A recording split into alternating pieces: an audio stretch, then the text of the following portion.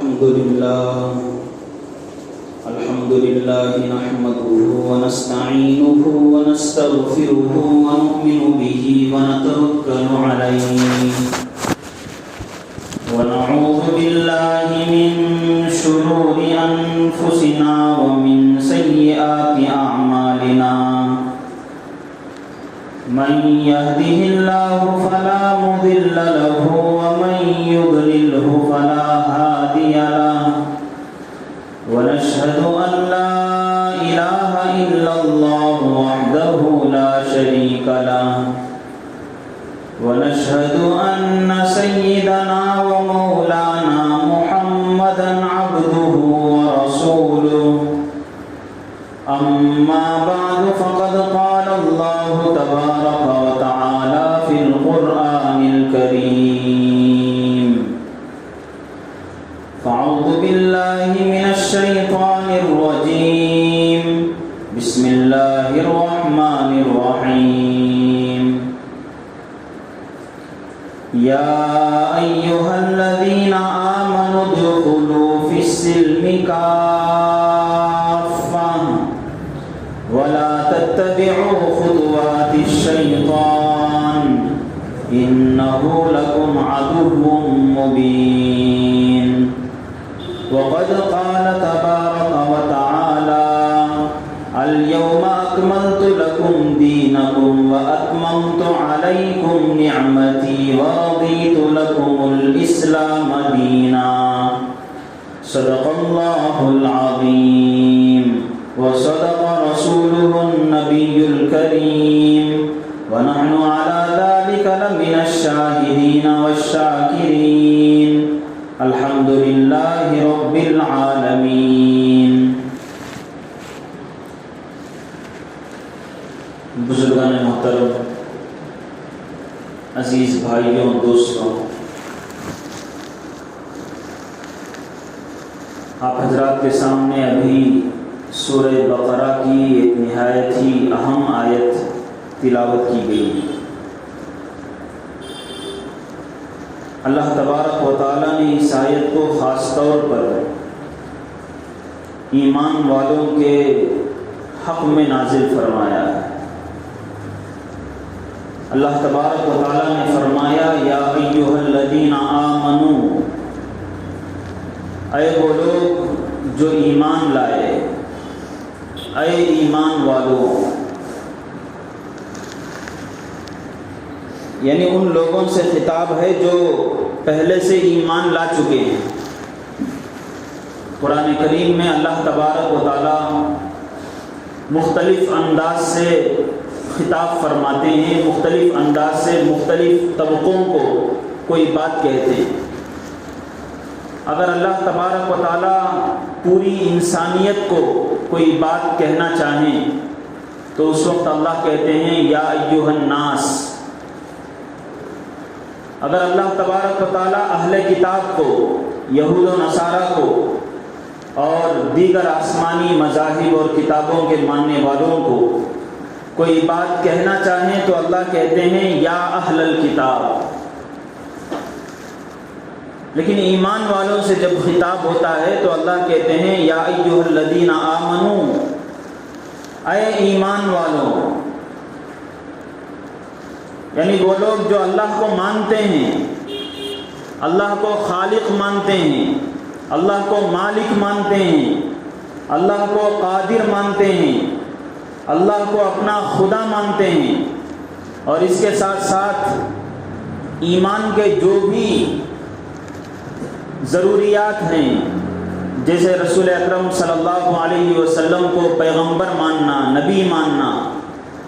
اس کو بھی مانتے ہیں، فرشتوں کو بھی مانتے ہیں، اللہ کی کتابوں کو مانتے ہیں، ان پر یقین رکھتے ہیں. ہم لوگ جو ایمان مفصل میں پڑھتے ہیں آمنت باللہ وملائکتہ وکتبہ ورسلہ والیوم الآخر والقدر خیرہ وشرہ من اللہ تعالی والبعث بعد الموت، تو ایمان والے ان سب چیزوں کو مانتے ہیں، اللہ پر ایمان رکھتے ہیں، فرشتوں پر ایمان رکھتے ہیں، کتابوں پر ایمان رکھتے ہیں، رسولوں کو مانتے ہیں. قیامت کے دن پر انہیں یقین ہے، ایسے لوگوں کو خطاب ہے اللہ کا۔ اللہ کہتے ہیں یا ایھا الذین آمنوا، اے ایمان والو، اللہ کو ماننے والوں۔ اس کے بعد بڑی اہم بات اللہ نے فرمایا ادخلوا فی السلم کافہ، اسلام کے اندر پورے کے پورے داخل ہو جاؤ۔ ولا تتبعوا خطوات الشیطان، شیطان کے نقش قدم پر نہ چلو۔ انہ لکم عدو مبین، اس لیے کہ شیطان تمہارا کھلم کھلا دشمن ہے۔ یہ آیت کا ترجمہ ہے کہ اللہ فرماتے ہیں کہ شیطان کی پیروی نہ کرو، شیطان کے پیچھے مت چلو، اس کے نقش قدم کی پیروی نہ کرو، اس لیے کہ شیطان کھلا دشمن ہے۔ اس آیت کے بارے میں علماء لکھتے ہیں، مفسرین لکھتے ہیں کہ یہ آیت بعض اہل کتاب کے سلسلے میں نازل ہوئی تھی جو قریب میں مسلمان ہوئے تھے۔ ان میں سے یہودیوں کے ایک بہت بڑے عالم کا نام آتا ہے جو اسلام قبول کر لیے تھے، حضرت عبداللہ ابن سلام رضی اللہ عنہ۔ یہ اسلام لانے سے پہلے یہودی تھے، حضرت موسیٰ علیہ السلام کے مذہب کے پیروکار تھے، بہت بڑے عالم تھے اپنے مذہب کے۔ جب یہ اسلام لائے تو ان کے دل میں ایک بات آئی، ایک خیال گزرا کہ یہودیوں کے نزدیک حضرت موسیٰ علیہ السلام کی شریعت میں ہفتے کے دن کو بڑی اہمیت دی جاتی ہے۔ جیسے ہمارے یہاں جمعہ کا دن بڑا مبارک دن سمجھا جاتا ہے، سید الایام کہا جاتا ہے، اسے دنوں کا سردار کہا جاتا ہے، بطور عید کے مانا جاتا ہے۔ اسی طرح ہفتے کے دن کو ان کے مذہب میں ایک خاص اہمیت حاصل تھی۔ اسی طرح حضرت موسیٰ علیہ السلام کی شریعت میں اونٹ کا گوشت کھانا منع تھا، نہیں کھا سکتے تھے۔ جب یہ اسلام قبول کیے تو ایسے ہی ایک خیال گزرا ان کے دماغ میں کہ دین محمدی میں رسول اللہ صلی اللہ علیہ وسلم جو شریعت جو دین لائے ہیں، اس میں اونٹ کا گوشت کھانا کوئی ضروری نہیں ہے، کوئی کھائے تو کھائے، کھانا ہی چاہیے ایسا نہیں۔ اونٹ کا گوشت اگر کسی کو سیٹ ہوتا ہو تو وہ کھا سکتا ہے، حلال ہے، اگر کسی کو سیٹ نہ ہوتا ہو تو وہ نہ کھائے۔ اللہ نے حلال چیزوں میں اونٹ کے گوشت کو بھی شمار فرمایا، لیکن کھانا کوئی ضروری نہیں۔ تو حضرت عبداللہ بن سلام یہ سوچ رہے تھے کہ حضرت محمد عربی صلی اللہ علیہ وسلم کی شریعت میں اونٹ کا گوشت کھانا کوئی ضروری نہیں ہے، اور ہفتے کا دن کوئی منحوس دن بھی نہیں ہے، چاہے تو اس دن عبادت کوئی آدمی کرے یا نہ کرے، اس کے سب برابر ہے۔ اور حضرت موسیٰ علیہ السلام کی شریعت میں اونٹ کا گوشت نہیں کھا سکتے، اور ہفتے کا دن مبارک دن سمجھا جاتا ہے، تو میں ایمان لانے کے بعد لا الہ الا اللہ، اللہ کو ایک مان کر، رسول اللہ صلی اللہ علیہ وسلم کو پیغمبر مان کر، اگر میں اونٹ کا گوشت نہ کھاؤں تو دونوں شریعتوں پر عمل ہو سکتا ہے۔ امت محمدیہ میں اسے کھانا ضروری نہیں ہے، لہٰذا میں چھوڑ دیا، اور وہاں نہیں کھانا چاہیے، لہٰذا ایک ہی وقت میں محمد صلی اللہ علیہ وسلم کی شریعت اور دین پر بھی چلنا ہوا، اور حضرت موسیٰ علیہ السلام کی شریعت پر بھی چلنا ہوا۔ اسی طرح ہفتے کا دن ہمارے یہاں کوئی منحوس دن نہیں ہے، اگر اس دن کوئی روزہ رکھ لیتا ہے، عبادت کرتا ہے، تو جیسے عام دنوں میں عبادت کرے تو جیسے ثواب ہے ویسے ہی ہے۔ تو انہوں نے سوچا کہ اگر اس دن میں کچھ عبادت کر بھی لوں تو یہاں ہمارے یہاں منع بھی نہیں ہے، اور ان کے یہاں چونکہ مبارک سمجھا جاتا ہے، تو اس دن عبادت کر لینے میں دونوں دینوں پر، دونوں شریعتوں پر عمل کرنا ممکن ہے۔ یہ خیال گزرا حضرت عبداللہ بن سلام رضی اللہ عنہ کے دل میں، ادھر خیال گزرا، ادھر اللہ کے نبی علیہ الصلوۃ والسلام کے پاس حضرت جبرائیل علیہ الصلوۃ والسلام آیت لے کر آئے اور کہا یا ایھا الذین آمنوا ادخلوا فی السلم کافہ۔ اللہ نے خطاب فرمایا ایمان والوں سے، غیروں سے نہیں، غیروں کو اللہ نہیں کہہ رہے ہیں، ایمان والوں سے جو اللہ کو مانتے ہیں ان سے اللہ کہہ رہے ہیں اے ایمان والوں جو اللہ کو مان چکے ہیں، رسول اللہ صلی اللہ علیہ وسلم کو پیغمبر مان چکے ہیں، اسلام میں جب تم داخل ہو چکے ہو، اسلام کو دین کے طور پر مان لیے ہو، تو اب تمہیں کسی دوسرے دین کی ویسی پیروی کرنے کی ضرورت نہیں ہے، اس کا لحاظ نہیں کرنا ہے۔ جب تم اسلام کے اندر داخل ہو چکے تو مکمل کے مکمل داخل ہو، داخل ہونے کے بعد اس کے دین میں کیسا ہوگا، اس کی شریعت میں کیسا ہوگا، میں اگر عمل کروں تو یہاں بھی میں ٹھیک گزر جاؤں، یہاں بھی ٹھیک گزر جاؤں، یہ مسلمان کی شان نہیں ہے۔ تو اگر کوئی آدمی ظاہری اعتبار سے سوچے اوپر سے سطحی طور پر تو اچھی بات محسوس ہوتی ہے، اس دین پر بھی عمل ہو جائے، اس دین پر بھی عمل ہو جائے، لیکن چونکہ رسول اللہ صلی اللہ علیہ وسلم کو اللہ تبارک و تعالیٰ نے رہتی دنیا تک ہمیشہ کے لیے اللہ نے پیغمبر بنا کر بھیجا، تو آپ کا دین، آپ کی رسالت بھی ایسی ہے جو ہمیشہ کے لیے ہے، اس کو جب ہم مان رہے ہیں تو مکمل ماننا چاہیے، ذرہ برابر بھی دوسرے دینوں اور دوسرے مذہبوں کی طرف جھکاؤ نہیں رکھنا چاہیے۔ اسی کے تحت یہ بات بھی اللہ تبارک و تعالیٰ نے فرما دی کہ کوئی اسلام لا چکا ہو، خواہ وہ دوسرے مذہب میں تھا بعد میں اسلام قبول کر لیا، یا پھر یہ کہ ہم جیسے مسلمانوں کے گھروں میں ہم پیدا ہوئے، ہمارے والدین مسلمان تھے، ہم جب پیدا ہوئے تو ہمارے ایک کان میں اذان دی گئی، ایک کان میں اقامت کہی گئی، ہمارا نام مسلمانوں کے ناموں کے طرح رکھا گیا، تو خواہ وہ الگ سے مسلمان ہوا ہو، نو مسلم ہو، یا پھر یہ کہ وہ بچپن سے اس کی پیدائش ہی مسلمانوں کے گھروں میں ہو، اللہ تبارک و تعالیٰ کہتے ہیں کہ بس اتنا کافی نہیں، ایمان ہے، بہت ضروری ہے ایمان،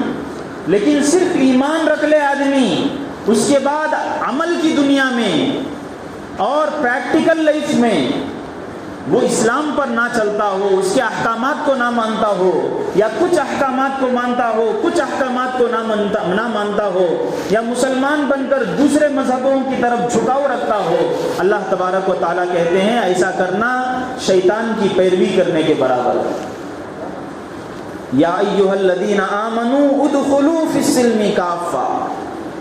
کہ ایمان لا چکے ہیں تو اب ایسی اجازت نہیں ہے کہ اسلام کے کچھ حصے پر عمل کر لیا جائے، کچھ حصے کو چھوڑ دیا جائے، کچھ حصے کو ہم دل و جان سے قبول کر لیں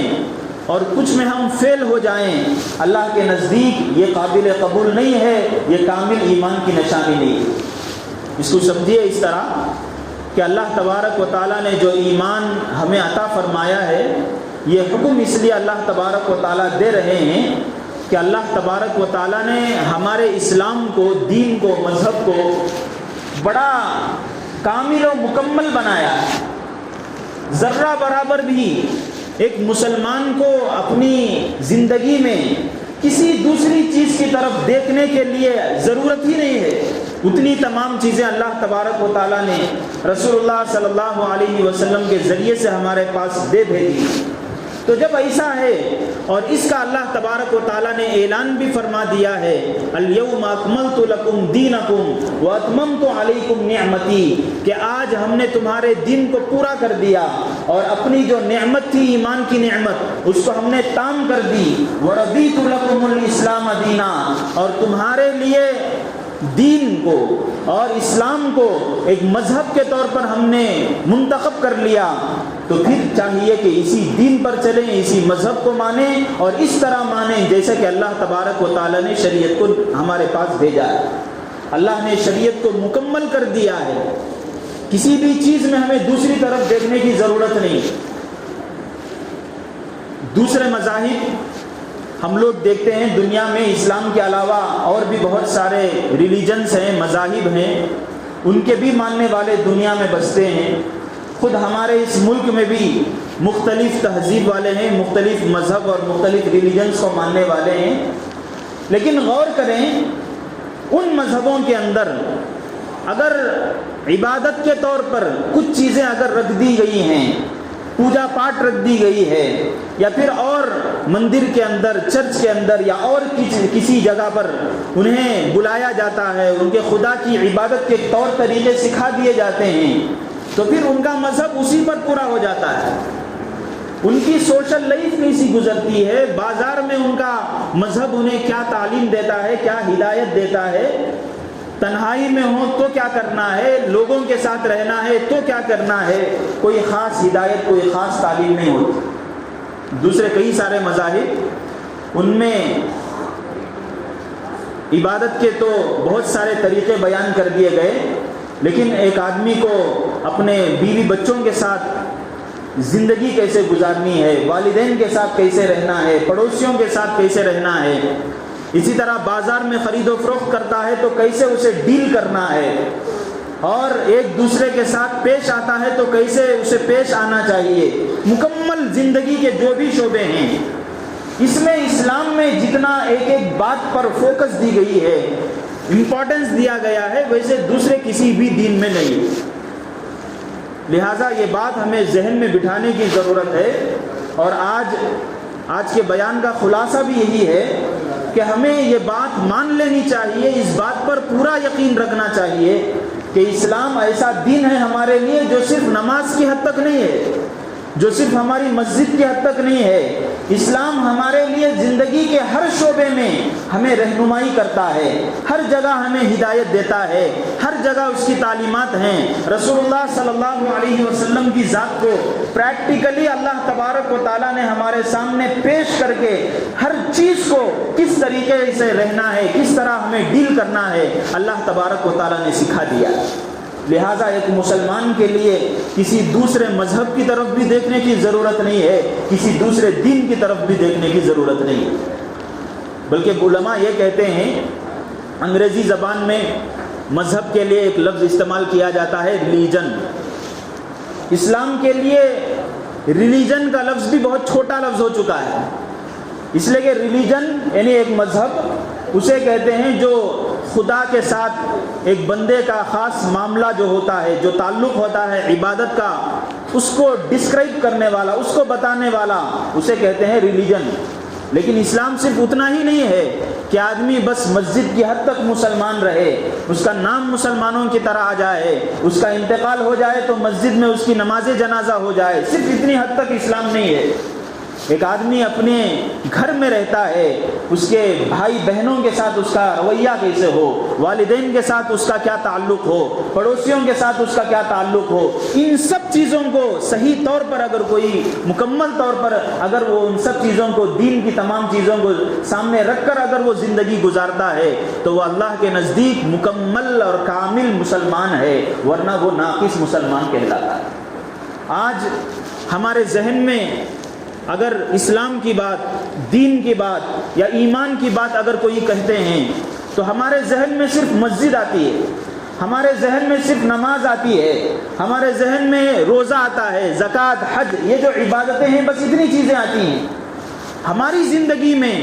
ہمیں اپنے بچوں کے کیا حقوق ہیں، بیویوں کے کیا حقوق ہیں، بیویوں پر مردوں کے کیا حقوق ہیں، اور ساس سسر کے کیا حقوق ہیں، نکاح کی کیا تعلیمات ہیں، اور اگر خدا نخواستہ اللہ تبارک و تعالیٰ اس نکاح کے اندر کوئی انبن رکھا ہے تو پھر اگر اس رشتے میں جو دراڑ آ جاتی ہے تو طلاق کی کیا چیز ہے، کیا سبیل ہے، ان سب چیزوں کی طرف ہمارا بالکل اس طرف توجہ ہی نہیں جاتی،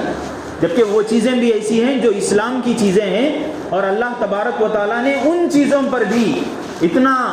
فوکس دیا ہے، اتنی اہمیت دی ہے، جس کا اندازہ آپ اس سے لگا سکتے ہیں کہ مدرسوں کے اندر جو کتابیں پڑھائی جاتی ہیں دین کی، اس میں کتاب ہے الہدایہ۔ الہدایہ ایک کتاب کا نام ہے، اس کے اندر دین کے جتنے شعبے ہیں قرآن کو سامنے رکھ کر، احادیث کو سامنے رکھ کر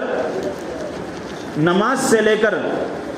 آدمی جب پیدا ہوتا ہے وہاں سے لے کر مرنے تک، پھر مرنے کے بعد اس کی میراث جو تقسیم ہوتی ہے وہاں تک، اس کے پرسنل لائف سے لے کر اس کی سوشل لائف سے لے کر، اگر وہ انٹرنیشنل لیول پر کوئی بڑا سے بڑا بادشاہ بن جائے اس وقت تک بھی جو بھی اسے مسائل پیش آ سکتے ہیں اس کتاب کے اندر وہ تمام مسائل موجود ہیں۔ پوری ایک آدمی کے لیے دین کی جتنی ضرورتیں ہیں قرآن کو سامنے رکھ کر، حدیثوں کو سامنے رکھ کر اس کتاب کے اندر تمام مسائل کو جوڑ دیا گیا ہے، اور اس کتاب کا نام ہے الہدایہ۔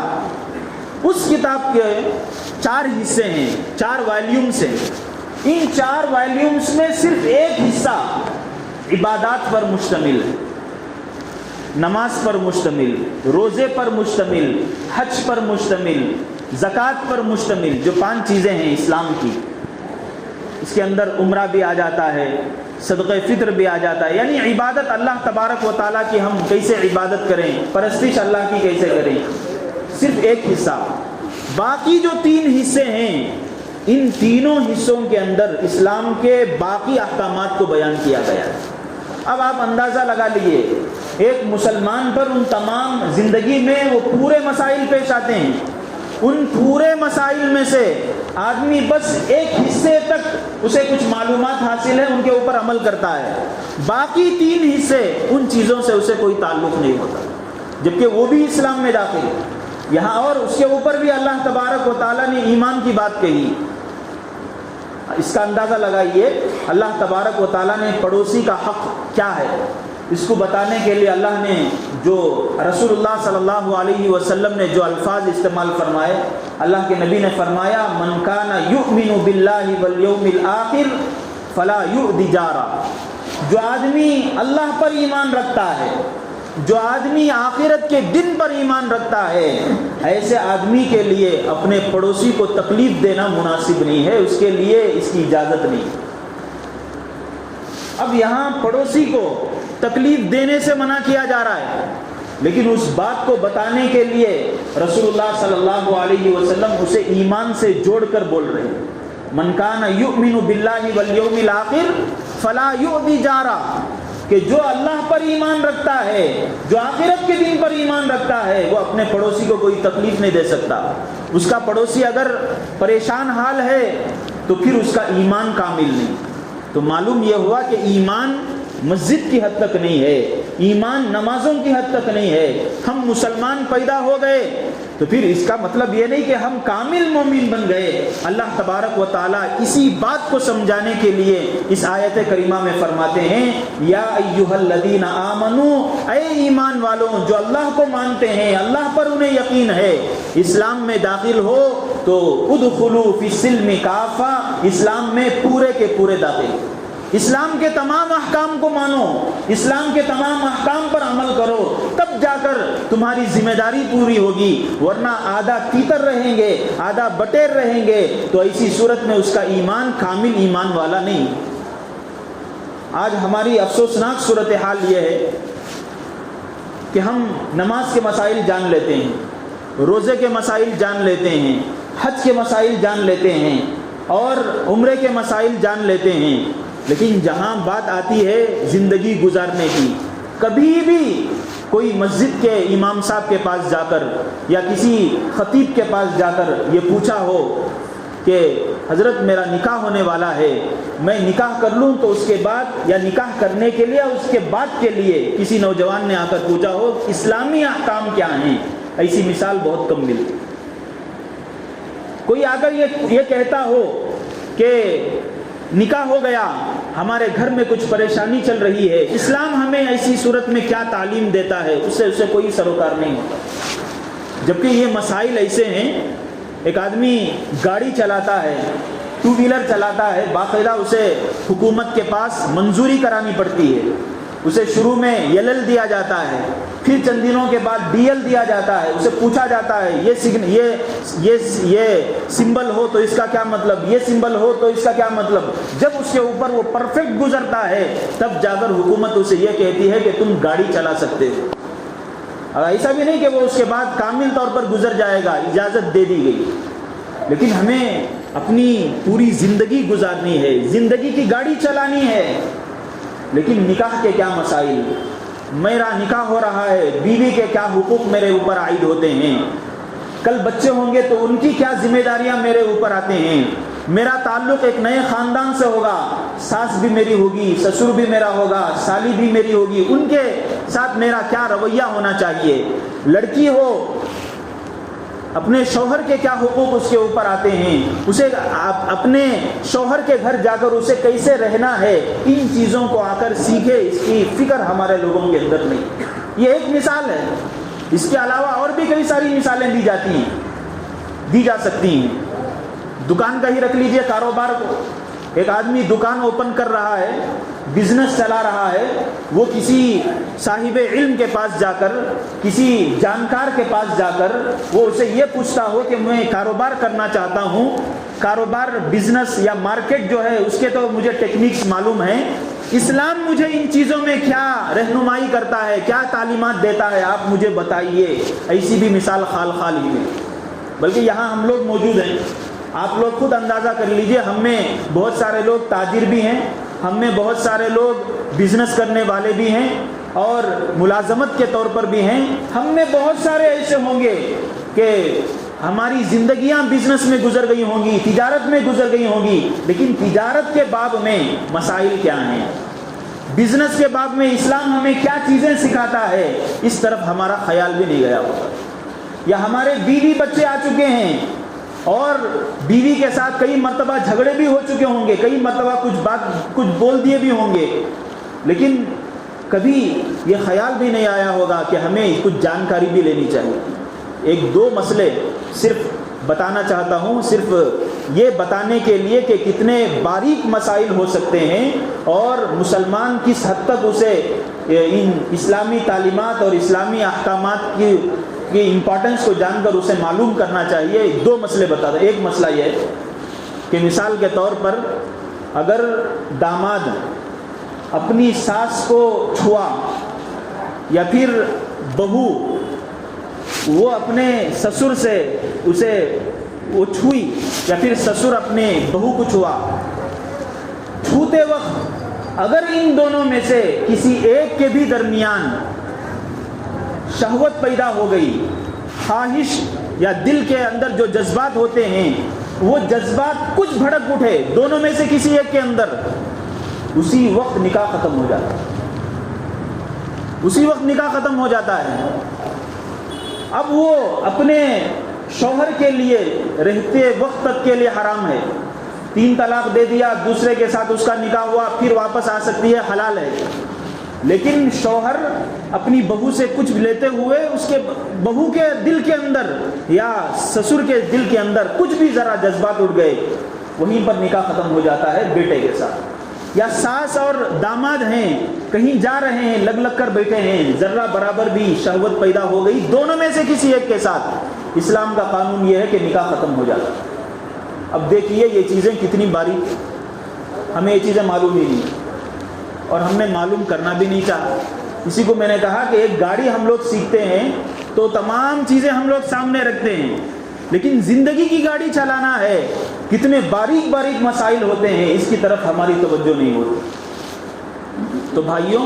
یہ مسئلہ اسی لیے میں بتایا تاکہ ہمیں اہمیت معلوم ہو۔ اسی طرح میاں بیوی جب آپس میں ایک دوسرے سے جھگڑا کرتے ہیں تو اس وقت ایک لفظ تو استعمال کرتے ہیں طلاق۔ اگر یہ طلاق کا لفظ استعمال کرنے کے بجائے اگر شوہر بیوی سے غصے میں اگر یہ کہہ دیا تو چلے جا اپنی ماں کے گھر، تیرا میرا کوئی رشتہ نہیں، طلاق واقع ہو جاتی، طلاق پڑ جاتی اس کو۔ طلاق کا لفظ استعمال نہیں کیا، اور اب اندازہ لگائیے ہم لوگ کتنا یہ کہہ دیتے ہیں، غصے میں بس یہ کہہ دیا کہ جا تیرا میرا کوئی رشتہ نہیں، اسی پر طلاق واقع ہو جاتی۔ اب ہمارے گھروں کے اندر دیکھ لیجیے یہ اتنے، شاید اگر پوچھا جائے تو کسی کے گھر میں کسی بھی لڑائی میں یہ ڈائلاگ نہ بولا گیا ہو، یہ سینٹنس نہ بولا گیا ہو ہی نہیں سکتا۔ اب یہ چیزیں ایسی ہیں، اتنی نازک چیزیں، ان چیزوں کی طرف ہماری کوئی توجہ نہیں، اور اس سے ہمارے ایمان کے اوپر بھی فرق پڑتا ہے اور حلال و حرام کے مسائل پیدا ہو جاتے ہیں۔ تو بھائیوں مجھے بس یہی بتانا تھا کہ اللہ تبارک و تعالیٰ نے اسلام کو پورا دین ہمارے سامنے پیش کیا ہے. جس طرح نماز کے مسائل، روزے کے مسائل، زکوٰۃ کے مسائل، حج کے مسائل ہم معلوم کرتے ہیں، اس طرح زندگی گزارنے کے مسائل، تجارت کرنے کے مسائل، ان سب چیزوں کو ہمیں جاننا ضروری ہے. انشاءاللہ یہ چیزیں آپ حضرات کو کچھ بتائی جائیں گی. اللہ تبارک و تعالیٰ ان چیزوں کو سمجھنے اور ان کی اہمیت کو ہم نے دل کے اندر بٹھانے کی توفیق عطا فرمائیں. وآخر دعوانا الحمدللہ رب العالمین.